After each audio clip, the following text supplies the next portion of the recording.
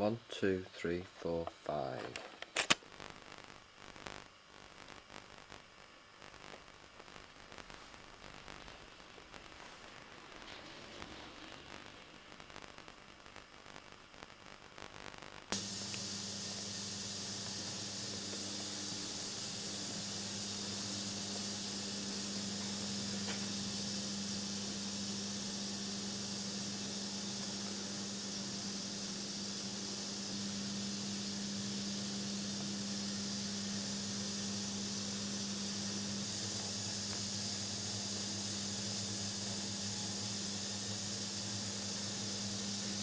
Here we have a Freck, a German design die casting machine, second hand, purchased over 12 years ago, refurbished by Dad and myself, and it's currently being run off gas, could be converted to electric, and at the moment it is making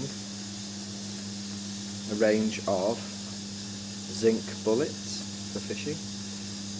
You can see that there's a sprue area and different sizes of bullets, ranging from different sizes, well, I think they might be 12/16 of an inch down to maybe 10/16, so there's 12s, 11s and 10s, operated with pins to form the holes where you feed the line in. Concept of the machine: cooled down by water, currently being cooled by recycled water through a bulk tank which was used on a farm, probably bought second hand. Ingots are bought from a firm called Mazak, block format, ingot format, and then they're fed into this crucible which is heated by gas, and there's a plunger that plunges down the nozzle, which is in this area in there, and heated by electrodes around the nozzle, inject molds the zinc, hot zinc, molten zinc into the cavity when the machine is closed. It's operated by electronic switches, micro switches, so that when it has so many seconds to insert the molten zinc, and then after so many seconds of cooling it's opened, and the products, including the sprue, which is that bit there, like that bit you can see, slides down this chute onto the scales or a pan, and the weight of the sprue and the products, which has been tared off by the little box that you see there, triggers the pan to tip into that receptacle there, and from then all the loose bullets are collected up and the sprues and put into that box there, and then they're re-fed into the crucible, melting on so that there's no waste. Those little mould things you see there are ingot. At the end of a shift they have to take out the piston, which is the plunger, to a certain level, and it's emptied out to a certain level into those ingots, into those cast iron things, and then on the new shift they would be re-put in to the crucible. There's the motor and the gas supply of flame, and for the temperature control gauge, which is that probe that you can see there going into the crucible, that governs the temperature which is set for the melting of the zinc.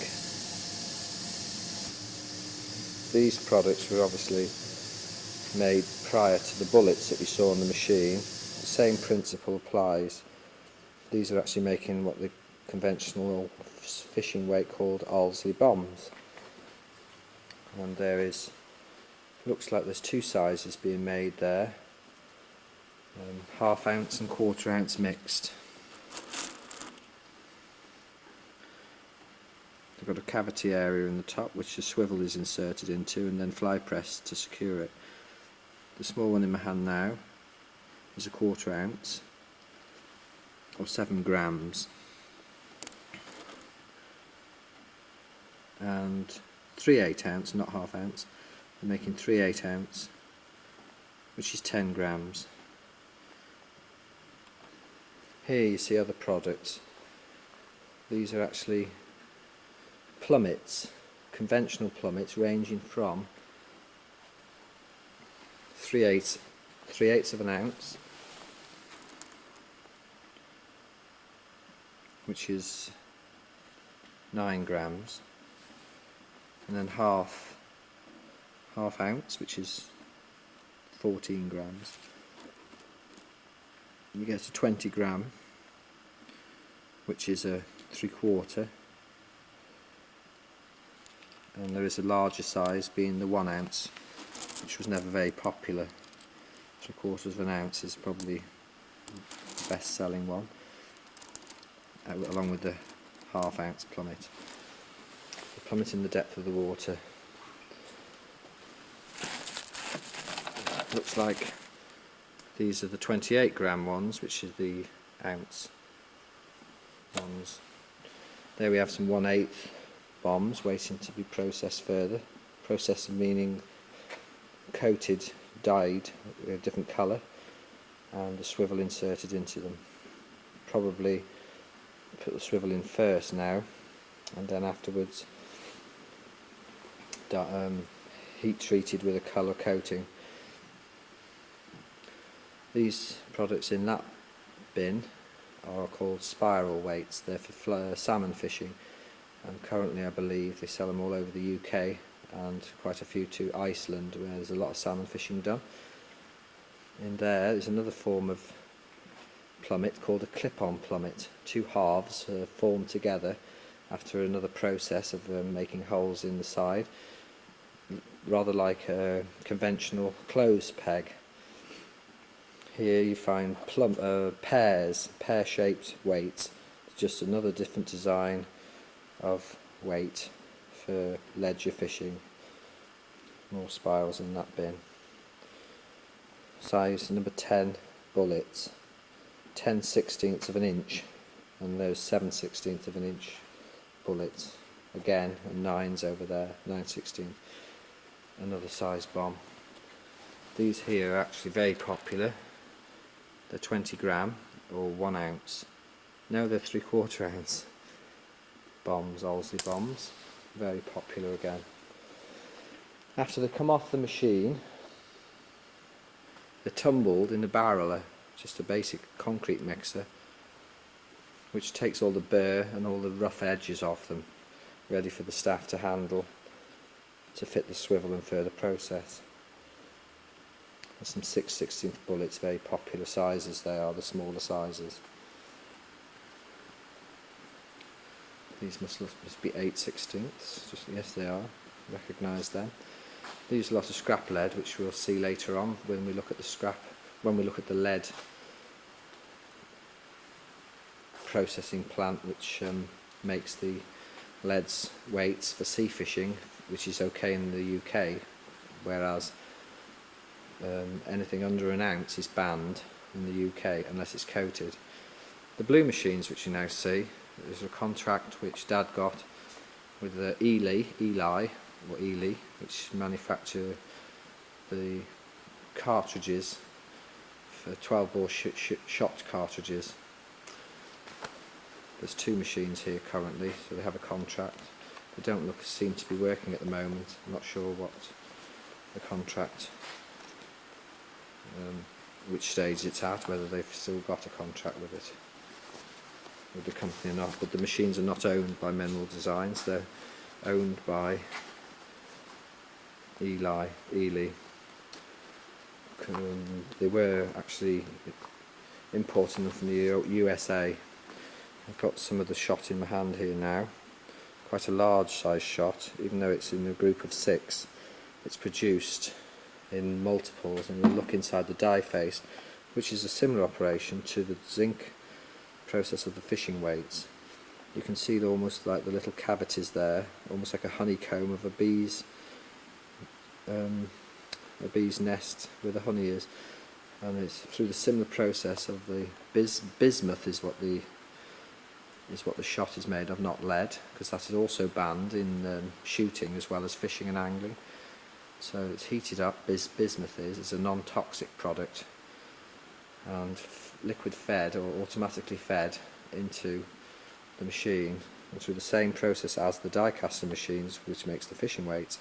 It closes up and injects into it, comes down a chute through a little outlet there and into this tub. It's then barrelled, but not on site here. It used to be barrelled here, but they decided the noise and the mess involved was far too costly, so they took that in-house in Birmingham, I believe. Looking onto the factory now, further processes. Obviously there's more zinc weights here. I think we have some scrap lead for lead angling, and there you see 1 ounce bombs, 1 1/4, 1 1/2 ounce zinc bombs. Quite a lot of products here. Another size, shape, description, barrels, then again used probably for salmon fishing and other fishing. Moving across, these products here are actually waiting to go through the coating process. They've already been barreled, tumbled, and they have the swivel fitted in the top. Probably a number 9 or number 8 swivel, sourced, used to be from a firm called Mustad, and currently being made in Sri Lanka or China, somewhere like that, Far East, and distributed through a UK outlet. These are little bombs. These are 1/8 or 4 grams. The coating plant, which we see now behind me, is basically something that Dad designed. On the top you see a series, well, it's trays and that they've put them in, almost like a baker's oven. But before they go through that plant, they have to go through this, which Dad made and invented. This is actually a dirty looking machine at the moment, but they use a liquid like a paint, and it's coated. There's 2 ways that they coat now, I believe. There's a dry powder one, which is heated up, and then there's the paint, which is, I think, is now turning like a greeny colour for a khaki colour, and gives an effect not to frighten the fish away.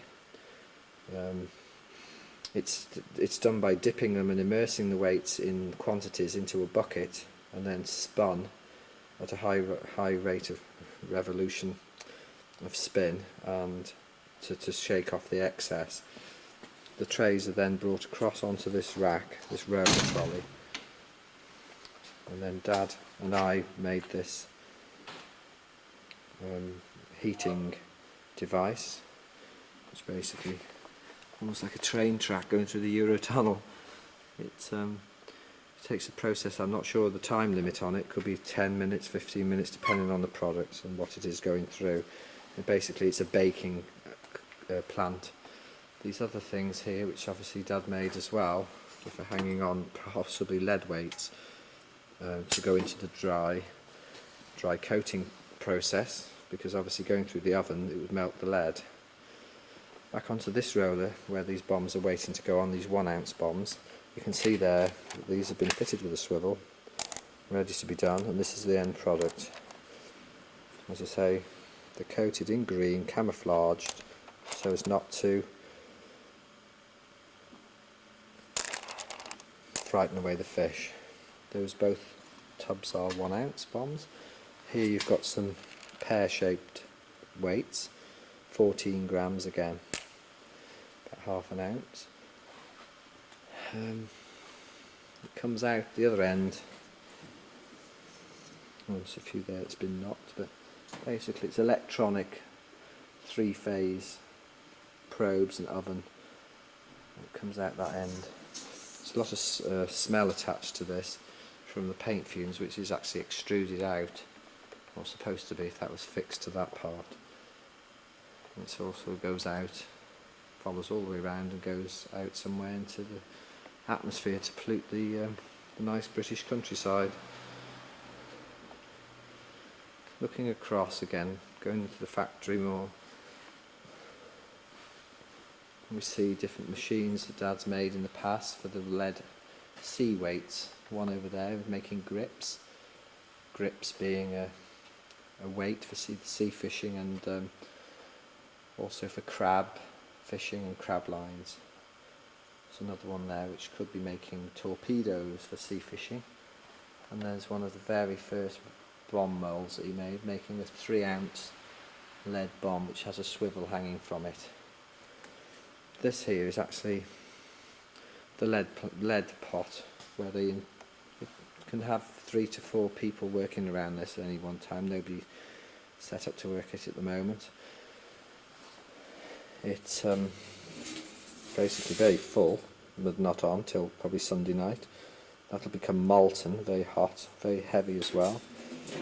And the moulds are actually fitted or bolted onto the corners of this plant, this pot. Obviously the smell is now being extruded out, and the fan to take all the excess smell out and again out the building and up into the atmosphere.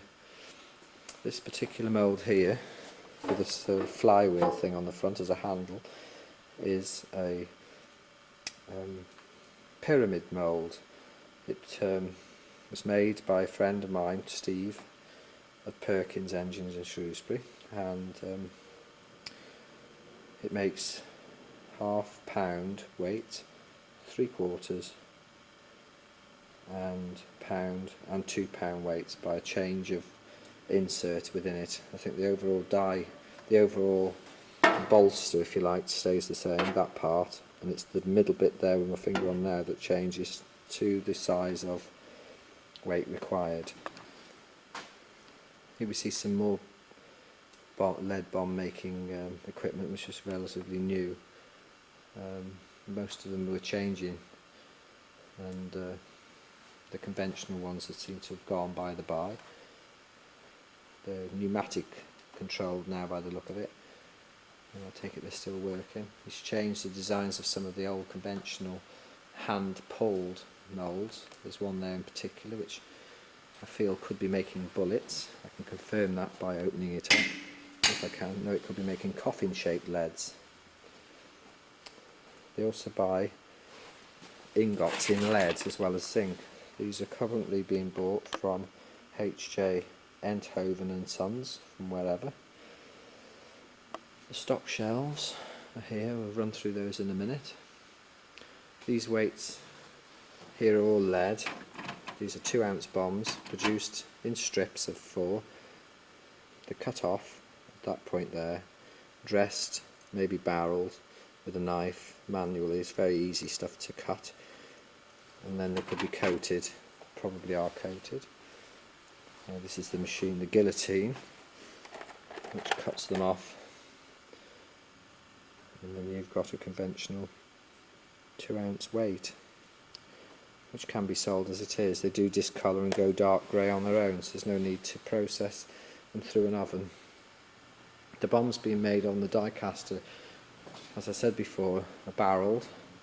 They're brought across in boxes over to this area, where they are loaded into trays with swivels, like these swivels here. And from then on, they're brought in their trays across to this table here, metal bench with fly presses, a series of fly presses with different sizes and adjustable for whatever bomb is needed to be fly pressed. The fly press operation is obviously to crimp and secure the swivel within the top of the bomb, the neck, which goes in there. The handle would be turned, fly pressed down, and the end product, which they've currently got tumbling off and into a box, is that. It's nice and secure, ready for coating, plastic coating. This is obviously an order being put up. Somebody called CJT. buying packs of zinc bullets, self-service, and 6/16 of an inch through to 12/16. Flat bombs, which I think are pressed bombs, cart bombs, and some back leads, inline bombs, and they're delivering it themselves. There they are. This is actually the order. It's a new design which I never did get involved with, but and some more back leads again. These are how they pack the products. Cart bombs such as those going out. Cart bombs coated. Very popular cart bombs are in France, although they are as equally probably popular in the UK, but as there is lots of carp angling done over there through the rivers and the canals and whatever. These are actually sea fishing weights, pier and boat leads. And these here Menwal Zinkers as non-toxic 9/16 bullet pack. There's another order here going to AB agencies, wherever they are. Pyramid boats again. Grip leads, mixture of stuff, plummets, small order but nevertheless. And we have some more zinker coffins, inch, 3/4 inch, inch and quarter, etc. Some more weights here which I'm not sure what they're doing with them, but that might be produced in this plan. The moulds that you can see now are things that Dad did in the early days of Menwal's life. Up the top there, which has probably not been used again, but there may be some of them, are anything from bullets to barrels or coffins. There's the inserts that we saw before on that pyramid tool, making sizes from 12 ounces right the way up to the £2 pyramid. £2. These are the spirals, the lead spirals, moulds. Took Dad absolutely years to make. Basically, you can see the shape and format of it. A sprue area, an area there where you've put a wire running right the way through it, and then it used to be twisted. And you'll see the new zinker one when we get to them on the shelves. There's obviously the pear moulds here, and all the other bomb making moulds. Grips, bombs, bullets, barrels, all very popular, will never ever fail to be required for the leisure of angling. Scales, weighing them out on, trays for putting the bombs in. And here we have the stock shells, ranging bullet size from 5/16 right up to 12/16, all packed away and ready for selling. And they do handy packs as well, which is on a Euro headed card. These are actually designed for leader angling, and are probably packed in dozens or tens, so that the user can actually has a minimum quantity purchase. Not sure of the vending price. Owlsley bombs, again in bulk format. These are already coated, 1 ounce, what we saw before. Packing area here. Napier and Craig, that brings back memories. Up in Scotland, knew the guy very well. I think at this time of the year it starts to quieten down, being November and December, but it's always my philosophy to have these shelves well stocked during the quiet period, ready for the spring when sales do pick up in the UK and into Europe formally. These are the spirals and zinc I was telling you about, was before they're sprayed with a green paint. They're fitted with a little twisted area on the top. The line is actually twisted around that and around the spiral, and again at the bottom, and it keeps in line and nice and taut for salmon fishing. It's also another weight called a Y lead. I think it was conventionally named after the River Wye because the River Wye has a lot of salmon fishing done on it, as does the Severn, the River Severn. That's the colour green of a big 3.5 inch spiral. Probably not a very big seller, but the smaller ones are, or always used to be. The pairs have gone in size up to 170 grams or 6 ounces. Then again for sea weights. Got some watch grips down there which basically are used for crab lines, crab fishing. The ones there are 2 ounce and the one underneath are 4 ounce. You get the sea grips for sea angling from 2 ounce up to 8 ounce grips, grip weights. Then you get torpedoes as well for boat fishing, and you can get a one that's, the reason for that one being different to the one that's there, that one there has actually got arms attached to it, and this is for gripping to the seabed. Basically it's been made on the lead pot we saw earlier and has a brass wire in it, and what the angler does effectively is open up the wires, and when he's opened them it looks something like that, and when he's inserted his sea line through that end bit and cast it out to sea and the boat's lying still, he doesn't want the sea lead to keep drifting, as would this one here, which without the wire, being wireless so to speak. That one is designed for the boat, it's an 8 ounce one, designed for the boat to actually keep moving and the fishing weight moving with it. This is then obviously after use is folded back down and put away back in the tackle box of the angler, ending up like something like that. There's the pyramid boat leads, which are also used for sea angling. Sea angling is very popular in the UK. Not sure about European countries. And bullets again, all heavy weighted. They are actually okay in the UK because of the weight. I think they weigh over an ounce, so it's legal. The smaller lead bombs are probably sold to Ireland. There's some Irish customers in Dublin and Cork.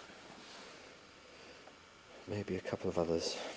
They are not illegal in Southern Ireland. Maybe they are illegal in Northern Ireland, however. Coming back down the plant again. That's basically what happens with the fishing tackle that's made here on site at the moment. Current stock. Back down here to where the zinker areas are made, the trade name for the product, Menwal Zinker. Zinker was named after the other name for a weight is actually a sinker. So what Dad thought was a zinker, and with an impressed Z on certain products acting as a grip. The letter Z formed the grip, being indented, quite protruding out on some of the weights. That one there's a clip-on plummet mould. It actually makes 2 sizes, clip-on plummets, or is it 3? No, it's 2 sizes, 1/4 ounce and a 1/2 ounce clip-on plummet. There's a barrel shape there, a Y lead next door to it. Cork plummets are obviously out and in a bolster, coffins and pairs, spirals, bullets, 10/16. You get the smaller 5/16, very small, ideal for salmon fishing.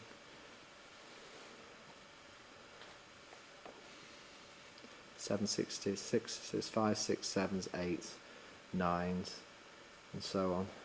Bombs from 1/8 of an ounce up to 1.5 ounce.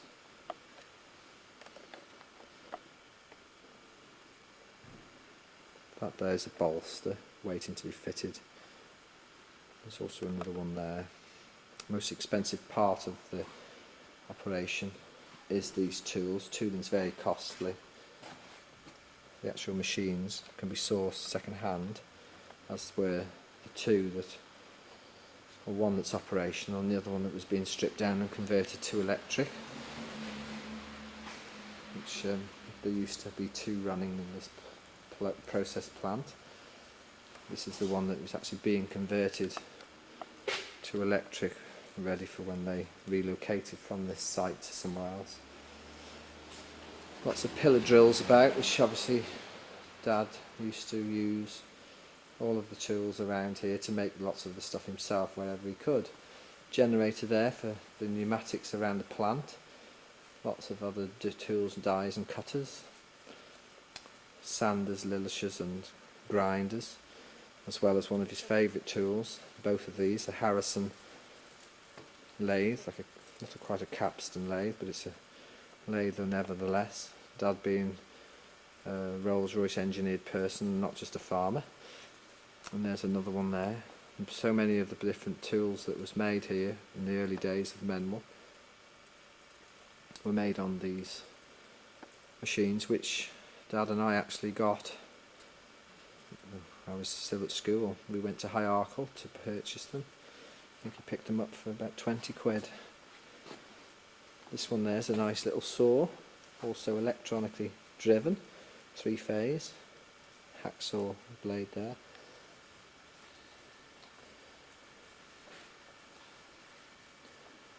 And basically that's it for the ground floor of Menwal Designs. I'll take you through to where Fastpack actually evolved, which is my company currently. Just before we go into where Fastpack evolved, I will actually come back from this area and show you a doorway up there, a blue doorway with a bar across it. That was the goods inwards for Fastpack, which was on an upper floor of Menwal Designs. Started off with probably no more than 500 square feet. Fastpack now has up to 10,000 square feet with room for expansion. This ground floor here was also part of a process before most of it was taken into the big warehouse at the back where we've just come from. But this used to be part of where the lead moulds and the packing used to be done.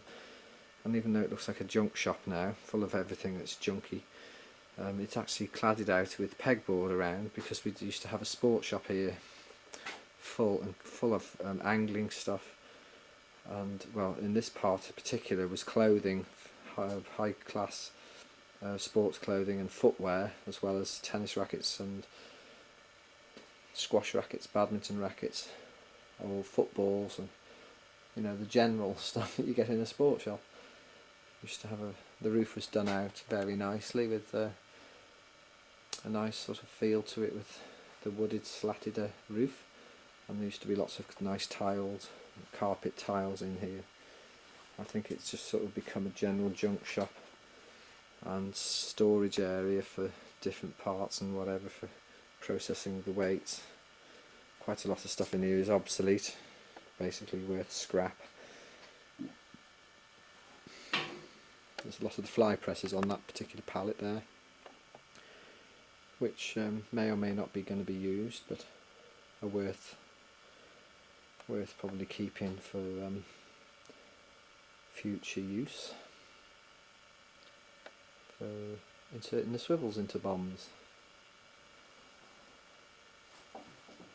Absolutely rucks and rucks of things in here. Something's being used still, such as this wire here in front of me, cut up to make the wires for the weights, the torpedoes in particular, or the end pieces.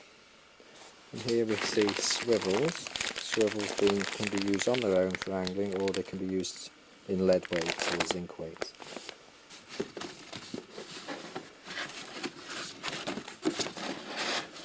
In this box here we have some cards which basically have like handy packs on them, or would have a mixture of weights, which could be sold for anything up from 50p to £1, just for kids to buy, or some novice angler who wants an assortment of weights without having to buy dozens of different ones. Especially somebody starting out would buy that type of pack. More swivels again. I remember writing these boxes out. There's only about 10. These are the basic one. We've got the wires that go into the spiral leads that I showed you when we were looking on the shelves at the spirals, all for the lead weights. And this big junk pile here is a bit of a crying shame. Dad actually invented a tool called, a piece of fishing equipment called the auto feeder. Basically, the principle of it was to feed your swim, if you like, where you can cast out without putting your rod down and you're having to get your hand into your maggots or your boilies or the bait, whatever you wanted to throw into the river or lake or pond, so that you can actually have your hands on another tool and feed your swim. All these here are in several different part processes waiting to be finished off. That's basically what it looks like. And in this box under here I'll show you what the finished product looked like after it was ready for marketing. These were actually, even though it says Leader on it, it was a Menwal and Leader sponsored thing in the beginning, when Leader actually took about 300 out of 10,000 of them that are currently on site here still, waiting to be finished off, and never will be, I don't think. It's called an auto feeder, and you feed the maggots or boilies for the bung at the bottom, probably a couple of handfuls. The instructions are all around the handle on this after you've taken it off, or probably there. And the idea is you fill up with maggots or boilies, depending on whether you're carp angling or just fishing on a river for freshwater fish. Insert the bung back in. You would then tip it that way up to drop all the bait to the bottom, and inside there is a little ledge, and if you turn it up quickly that way, some of the boilies or maggots would retain on the ledge. You would then pull that trigger, pull it back, and it shuts off the part where the few bait are sat on the ledge via a tongue which was made, and then it's through a sort of swing action you flick quite severe, and then it casts out the bait into your swim. I seem to be running out of tape here, so I'll be very quick. I can't get into there. That was my office. As you can see, it's nice and tidy. I'll have to cut off quickly here. Fastpack's main entrance door for the staff personnel and whatever was through there. There's a staircase leading up to the production area where I'll go now. Through the door onto the floor, which is probably about 500 square feet. It's a bit dark. I don't really need to put the lights on. It's full of junk. Most of it's probably scrap. A lot of it could be salvaged. There's a typical crucible which could be used to put molten lead in wherever. Fastpack did have another area in there for storage, and then toilet facilities and a staff room. That's the door which we saw at the beginning, where we used to open the door to get our goods in and out. So it wasn't a very big site, but wooden floor again, so it couldn't take much weight. So within 18 months we'd gone from here to our current site on Wem Industrial Estate. Some more of the stuff from the shop, sports shop, for hanging all the clothing on. Another idea of Dad's that he thought he could make his millions with, which didn't last too long. They moved it up to the high street in Wem, and like most of the other shops there, they shut down because Wem is so expensive and the people don't like the sports, basically being a lot of old people and whatever. So easy to get to Shrewsbury. Just moving on quite fast. There's yet another flight of stairs going up to the top floor. This is where they used to make fishing nets, keep nets, landing nets, shrimp nets and kiddies seaside nets. These are the auto feeders which were in process, never got finished off. Spinning the camera on there as part of the frames, which is a shame because that sort of died a death. A lot of the equipment is still in here, most of it costing absolutely hundreds and hundreds of pounds, which could be utilised and made into nets and resurrected. with the right person doing the job. Lots of extruded plastic there, which basically would make another ruck of water feeders. There's another fire exit down there to the bottom floor via the old Fastpack site. And then here, this used to be an old maltings kiln where they used to dry grain years ago. Some header tanks in here which used to, or still does, feed the zinc die casting machines from the ground floor. They used to also make the fishing nets in here. This place obviously will be sold one day and has a lot of potential to be turned into flats, houses, or even industrial units, but I don't think, being in this town centre, it would be very feasible to do that. Best option for this building, in my estimation, would be to keep the character of it and convert it into nice flats. But that's something I won't be involved in. Outside there you can see the roof of the plant as it exists, and some houses there which was built on a former garage, namely Robinson and Young's, which is also the Shrewsbury Road Garage as is now known, just on the outskirts of Wem. And behind is the North Shropshire Printing Company. Through the window quickly you can see Adams School across the Bowens Field, another development of housing association houses which were built off Noble Street. The grammar school is to the left. Straight across there is Adams School, the sports centre, the tennis courts. Somebody actually walking across there or playing football, maybe golf, I think it's football. So it wasn't bad views. That's Adams School, the upper school. Finally, the sign Menwal Designs Limited from an angle. The doors in where the lorry's kept. And back to the office.